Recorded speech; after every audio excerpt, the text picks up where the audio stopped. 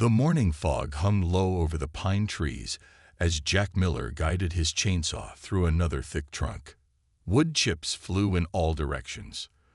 The tree groaned, then fell with a crash that echoed through the Montana forest.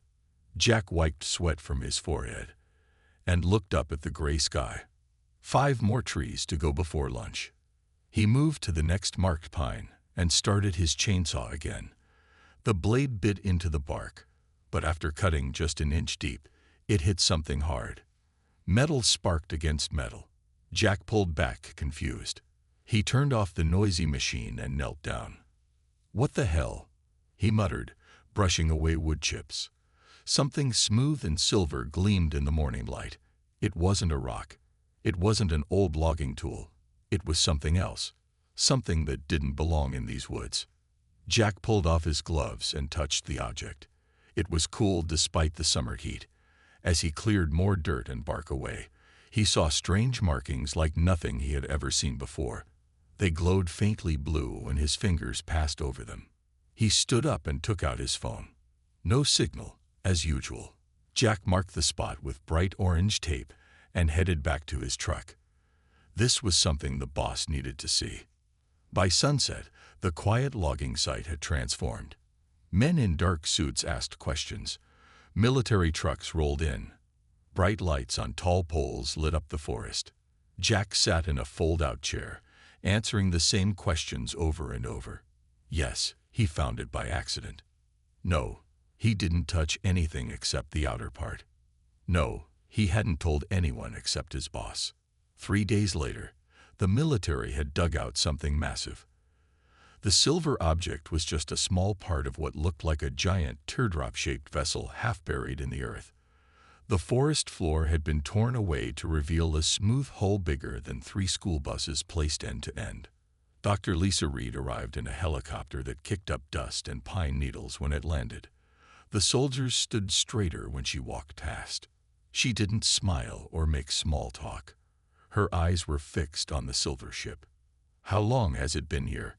she asked the nearest officer. "We don't know yet, ma'am. The trees growing around it are at least 30 years old." Lisa nodded and put on a pair of thin gloves. She approached the ship slowly, her heart pounding in her chest. 15 years studying possible alien artifacts, and finally, here was something real. The surface felt strangely warm under her touch. Not hot, but alive somehow. Where Jack had scraped away dirt, the strange blue markings pulsed gently, as if responding to her presence. "Get me lights and a secure tent over this section," she ordered. "And I need Tom Bennett from town. I heard he's good with strange machinery." As the sun set again over the Montana forest, Lisa carefully photographed every inch of the exposed hull. The markings formed patterns that almost made sense, like a language just beyond her understanding. She didn't notice when one of her instruments touched a certain symbol. She didn't see the faint signal that pulsed outward from the ship, straight up toward the stars. But deep inside the vessel, systems that had been sleeping for decades began to wake up. A small screen flickered to life, displaying a single message in alien script. Across the vastness of space, something received the signal. Something that had been searching for this ship for a very long time. Something that would not be happy to find others examining its property. The countdown had begun. Far away in the darkness of space, a small green light began to blink on a control panel. The light had been dead for 30 years. Now it pulsed with life, sending ripples of excitement through the massive ship that housed it. Commander Tal stood at the viewing window, his 4 eyes fixed on the stars. His gray skin had grown pale over the years, marked with the shame of failure. The other officers avoided him when possible. They whispered about him in the eating halls. The commander who lost a precious scout ship on a backward planet. The commander who nearly ruined his career. But now the light blinked. Now there was hope. "Commander," called a young officer from the control station. "The signal is confirmed. It's the Scout Ship 7. Its location beacon is active." Tal's mouth formed what passed for a smile among the Vorn. His sharp teeth gleamed in the dim light of the bridge. "Set course immediately," he ordered. and inform the High Council that I will personally lead the recovery mission. This was his chance for redemption. This was his chance to erase 30 years of shame. Back on Earth, Tom Bennett wiped grease from his hands as he studied the strange ship. He wasn't sure why Dr. Reed had called him to this top-secret site. He was just a mechanic from the nearby town who fixed tractors and trucks. But something about this alien vessel made sense to him in ways he couldn't explain. "What do you make of these markings, Tom?" Lisa asked, pointing to the glowing blue symbols Jack had first discovered. Tom tilted his head. The symbols seemed to shift when he looked directly at them. But when he used his peripheral vision, patterns emerged. "These aren't just decorations," he said slowly. "They're like buttons or controls." He reached out without thinking and placed his palm over a cluster of symbols. The ship hummed beneath his touch. A seam appeared in what had seemed like solid metal, widening into a doorway. Lisa gasped.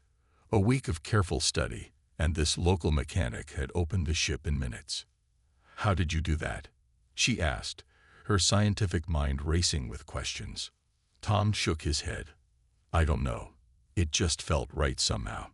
Inside the ship, cool air washed over them. Lights flickered on automatically, revealing a curved corridor that led deeper into the vessel. The walls were covered with more symbols, some flashing urgently now. "We should wait for the security team," Lisa said, but curiosity pulled her forward. They moved carefully through the ship until they reached what appeared to be the main control room. A central platform held something like a pilot's chair, but shaped for a body different from human. Screens covered the walls, showing star maps and data streams in the same alien script. Tom approached the chair. Again, something felt familiar about it all. "Dr. Reed, look at this," he said, pointing to one screen that showed different images. Not star maps, but pictures of planets. Earth was among them, along with several worlds they didn't recognize. Each planet had symbols beside it. Some were marked with red symbols that didn't need translation to convey warning. "I think this is some kind of catalog," Lisa said, her voice hushed with awe. "They've been studying us. And other worlds, too." A new image appeared on the main screen. A fleet of ships, larger and more menacing than the scout vessel they stood in. The ships moved in formation toward a small blue planet. "That's Earth," Tom whispered. A timer appeared in the corner of the screen, counting down. Based on the speed of the numbers, they had less than 3 days. In the emptiness of space, Commander Tal stood on the bridge of the lead ship. His disgrace would soon be wiped clean.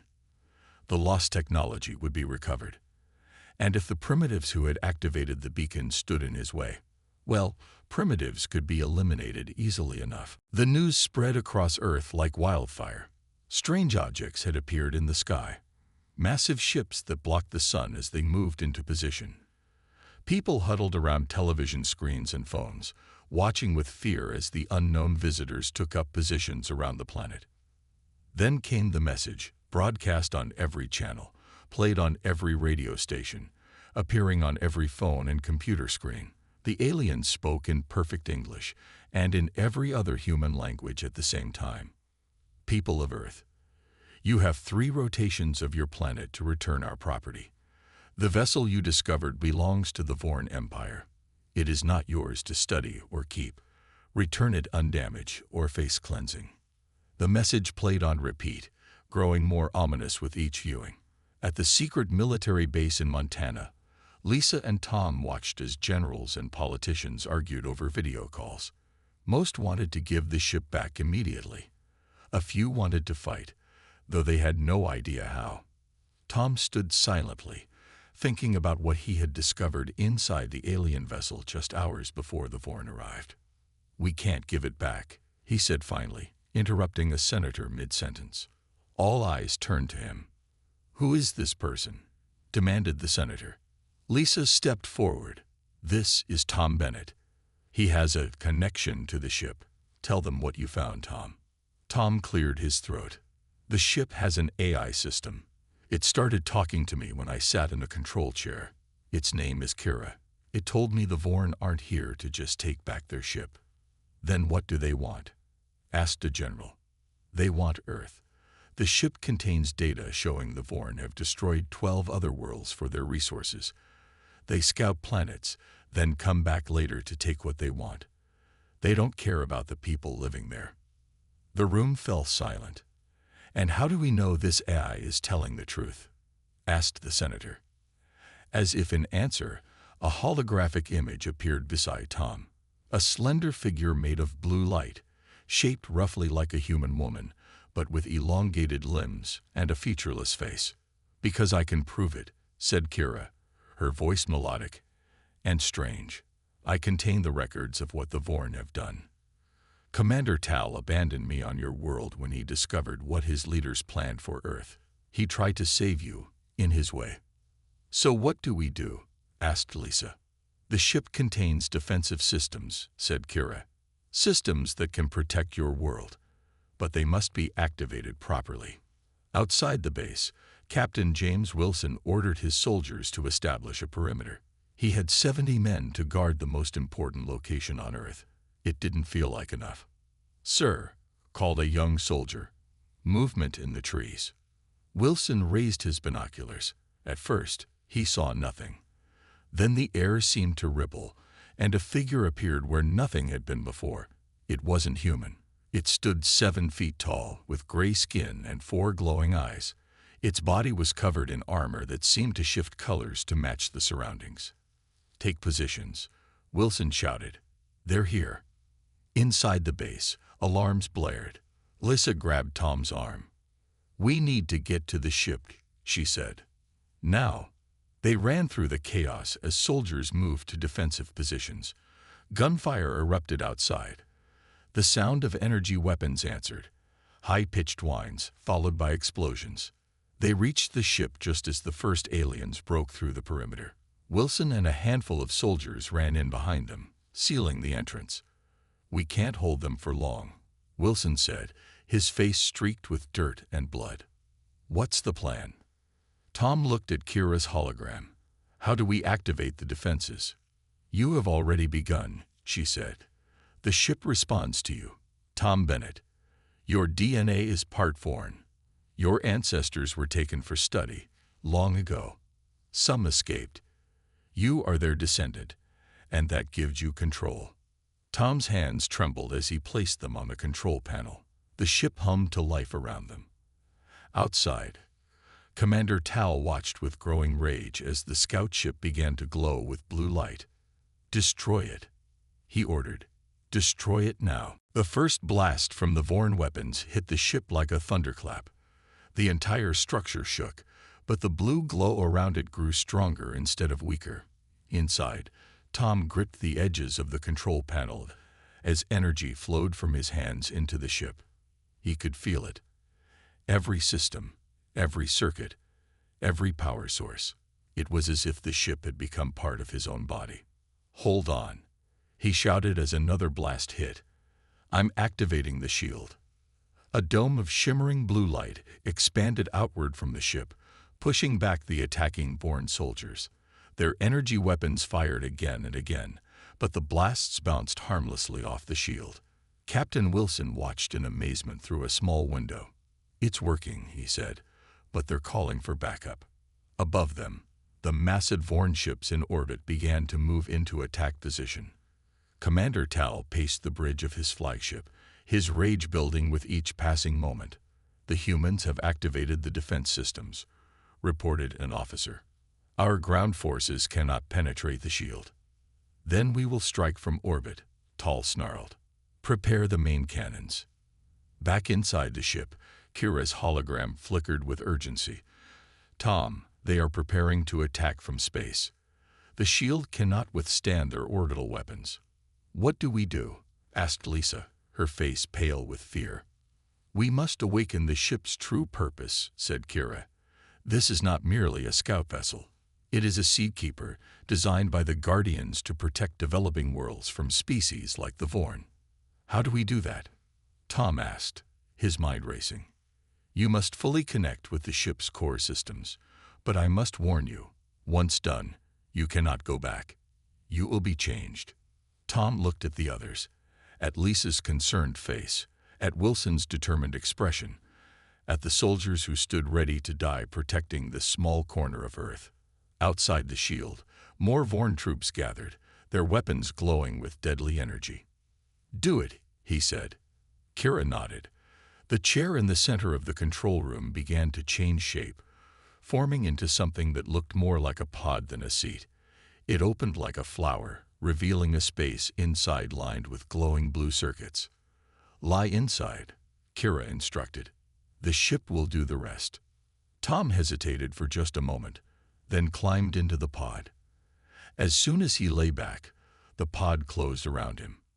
Pain shot through his body. Not physical pain, but the agony of his mind expanding too quickly.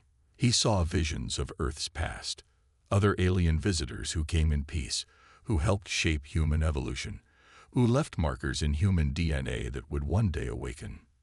He saw the Guardians, an ancient species that had seeded the galaxy with protective measures against races like the Vorn. He saw how they had chosen Earth as a counterbalance, knowing that humans had the potential to become something greater. And he saw Commander Tal, 30 years younger, discovering these truths in the ship's database and making the decision to hide the vessel on Earth rather than report it. Tal had known what would happen if the Vorn High Council discovered a Guardian Seakeeper. They would destroy it, and Earth, immediately. Outside the ship, the shield began to pulse with new energy. The damaged sections of the hull that had been buried in the forest floor for decades began to repair themselves. Pieces of metal flowed like water, forming new structures, new weapons. In orbit, Commander Tal watched his sensor displays with growing horror. "What is happening down there?" "The ship's energy signature is changing," reported his science officer. "It's growing. Fire the main cannons now," Tal ordered. "Destroy that area completely." The massive weapons on the Vorn fleet began to glow as they charged. They had enough power to turn the entire state of Montana into a smoking crater.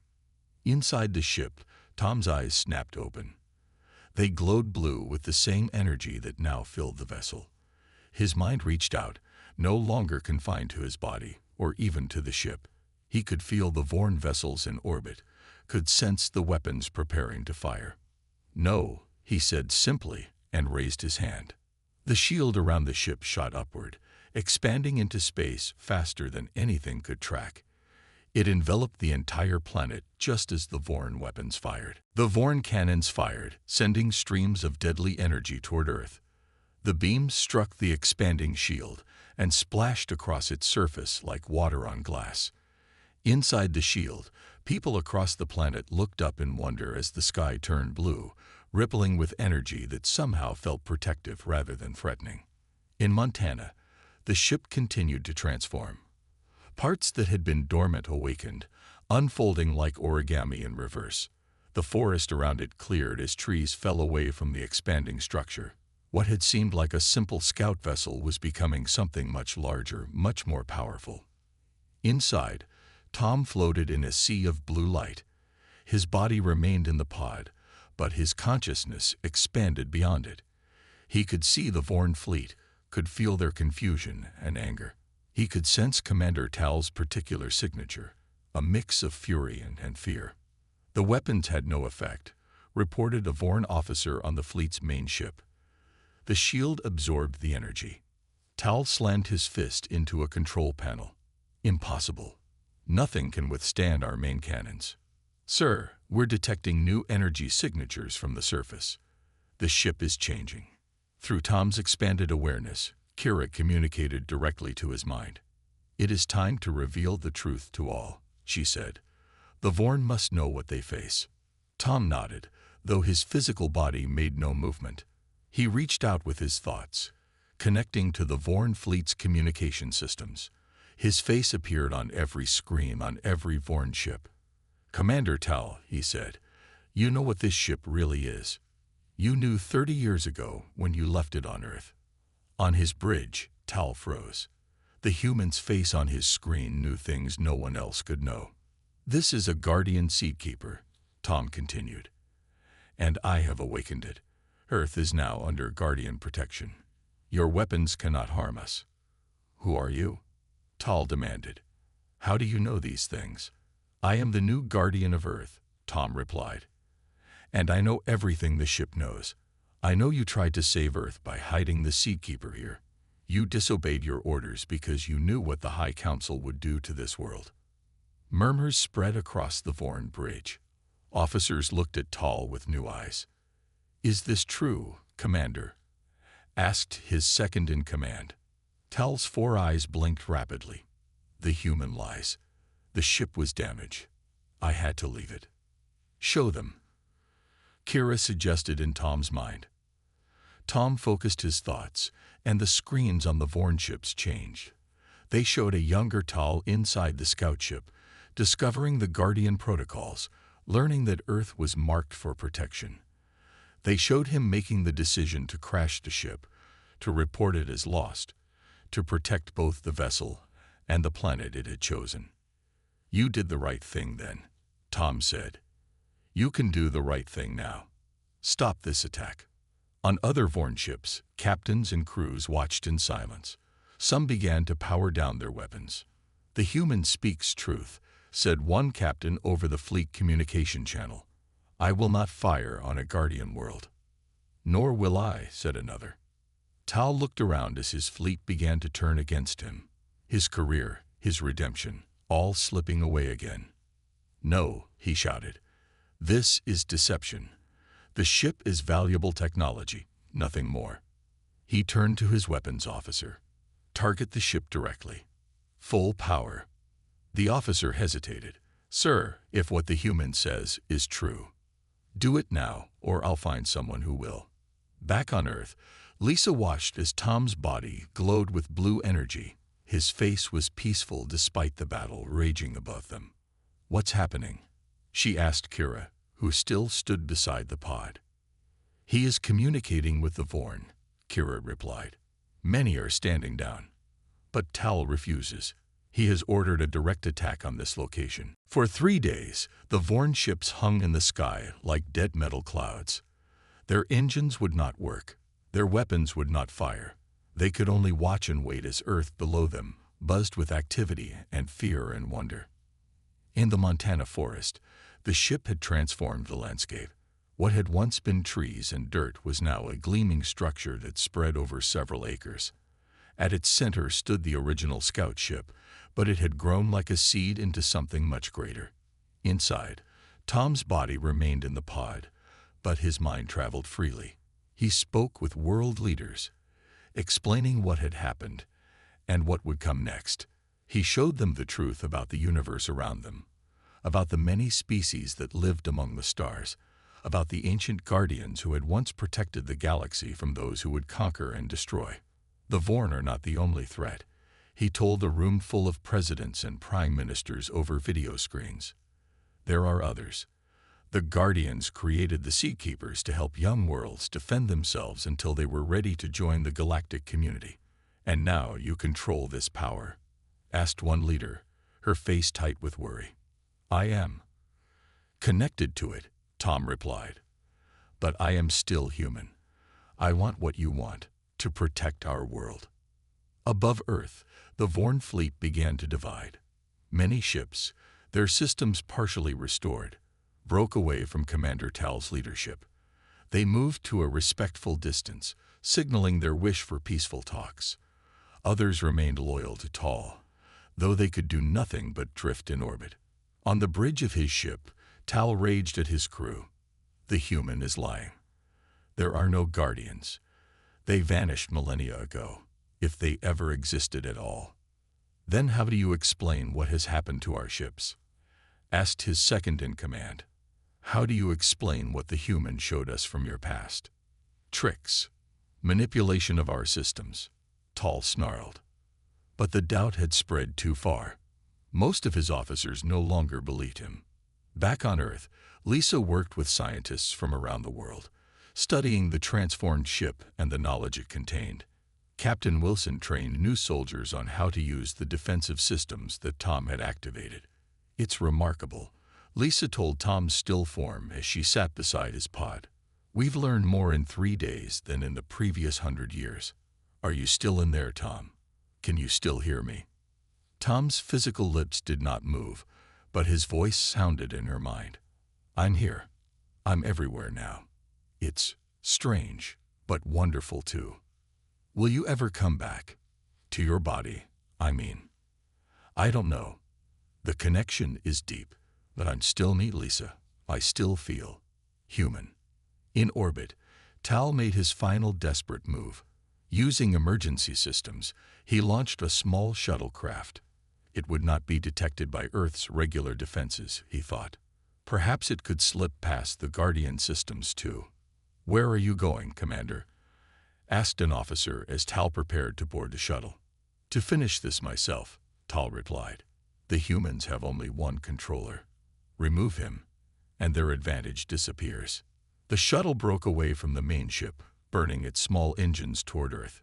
Tal guided it manually, avoiding the paths where Guardian drones patrolled. He would land near the transformed ship. He would find the human controller. He would end this humiliation. But as the shuttle entered Earth's atmosphere, Tom sensed it immediately. He felt Tal's burning anger, his desperate plan.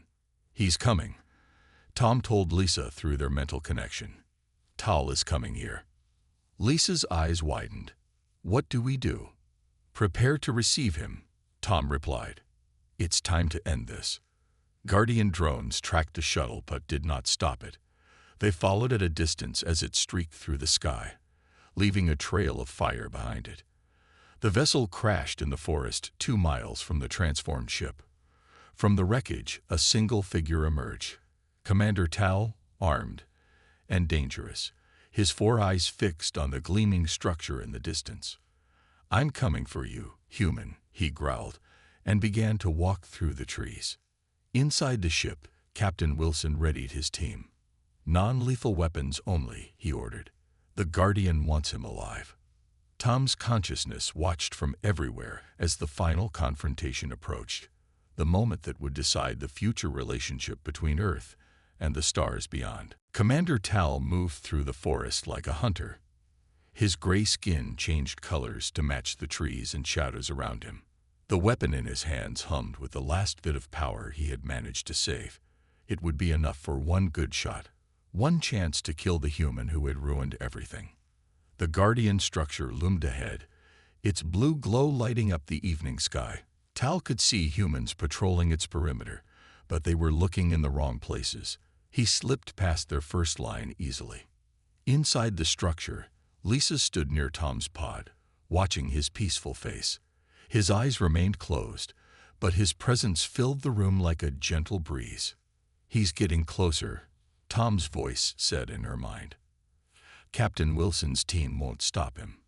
Tal has lived his whole life training for missions like this. Then what's the plan? Lisa asked, worried. Let him come to me, Tom replied. There's something he needs to understand. Outside, Tal disabled 2 human guards with quiet efficiency.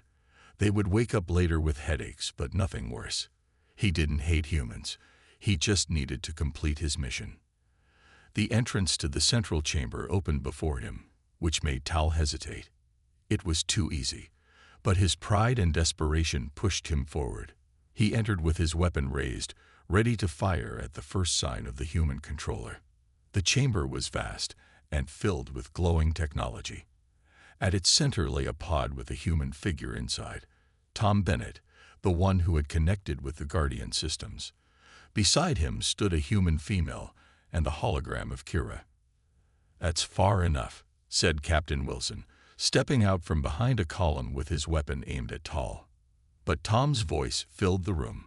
Let him approach, Captain. Wilson looked uncertain, but lowered his weapon slightly. Tal kept his aim directly at Tom's chest. One shot, Tal said. That's all I need to end this humiliation. You're not a killer, Tal, Tom's voice replied, though his body didn't move. You proved that 30 years ago, when you chose to hide the Seedkeeper rather than let your people destroy Earth. I made a mistake then, Tal growled. I'm correcting it now. Are you? Or are you making a new mistake that you'll regret for another 30 years? Tal's 4 eyes blinked rapidly. His weapon wavered slightly. You know what happened to the Guardians, don't you? Tom asked. You found that information in the ship's database before you left it here. They vanished, Tal replied. No one knows why. They didn't vanish. They evolved. They merged with their technology and became something greater. They spread their knowledge across the galaxy in ships like this one, hoping to find species worthy of continuing their work. Tom's physical eyes opened for the first time in days. They glowed blue with guardian energy. They found worthy species in both humans and Vorn. This statement shocked Tal so much that his weapon dipped toward the floor. The Vorn. Worthy, we have conquered and destroyed for centuries. And yet, one Vorn chose to protect a world he was ordered to mark for destruction. One Vorn had the courage to disobey when he knew an order was wrong.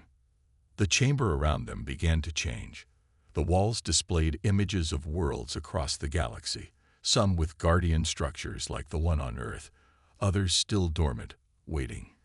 The Guardians knew that power corrupts, Tom continued. They knew that any species capable of reaching the stars would face that temptation. What matters is not that you never give in to it, but that you can learn to resist it. My people will never accept this, Tal said, but with less certainty. Some already have. Half your fleet has requested peace talks. The other half awaits your word. Tom's body rose from the pod, floating gently until his feet touched the floor. Blue energy still flowed around him, but he looked more human now. After a long moment, Tal set down his weapon and reached out his own four-fingered hand. In orbit, the Vorn ships received a new signal. Their systems came back online, but their weapons remained disabled. A message played across their communication channels. The Guardian of Earth extends peace. The choice is yours to accept. One by one, the ships signaled their response. Most chose peace. In the Guardian chamber, Tom smiled at Lisa. This is just the beginning, he said. There's so much to learn, so much to build. Will you stay like this? She asked, gesturing to his glowing form. Half human, half something else. I'm still me, he assured her, just with a bigger perspective, and I'm not alone. He pointed to the displays showing other worlds where guardian structures were awakening. Earth was just the first. Soon, we'll meet the others. Captain Wilson holstered his weapon and looked at Tal with cautious respect. So, are we going to have alien ambassadors now? Tom nodded. The first of many. The galaxy is full of life, Captain. Some friendly, some not.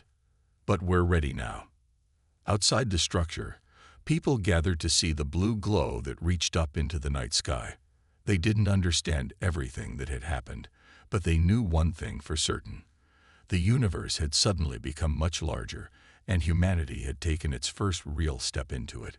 The ship that had been left behind had changed everything, just as the Guardians had planned all along.